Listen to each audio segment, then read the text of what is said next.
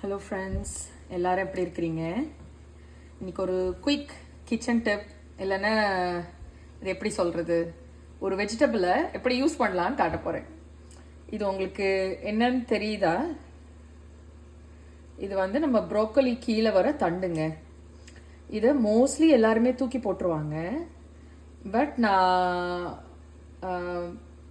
ஒரு 3-4 வருஷமாக தான் எனக்கு தெரியும் ஆக்சுவலி இதில் தான் சத்து ஜாஸ்தி. ஆனால் நம்ம இப்படியே அதை யூஸ் பண்ண முடியாது. ஏன்னா வெளியில் இந்த பார்ட்டெல்லாம் ரொம்ப ஹார்டாக இருக்கும். இந்த இலை கூட ப்ரோக்கோலி கீரை கூட நம்ம சமைச்சு சாப்பிடலாம், நார்மல் கீரை மாதிரி. இல்லை ஜாஸ்தி கீரை இல்லை. பட் இந்த தண்டை என்ன செய்யணும்னு நான் காட்டுறேன் பாருங்கள். இதை இப்படி கட் பண்ணிடுங்க. அப்புறம் இந்த கார்னர்ஸை எடுத்துடணும்.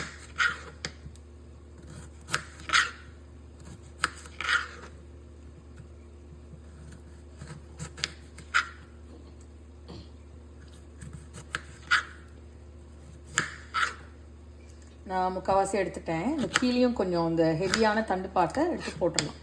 இந்த ப்ரோக்கோலி கொஞ்சம் முத்தலாக இருக்குதுன்னு நினைக்கிறேன். ஆனால் இன் ஜென்ரல் நீங்கள் இதை நல்லா யூஸ் பண்ணிக்கலாம். நம்ம சவுச்சவ் ஆட்டமே இருக்குங்க. இது நீங்கள் கூட்டில் போடலாம்.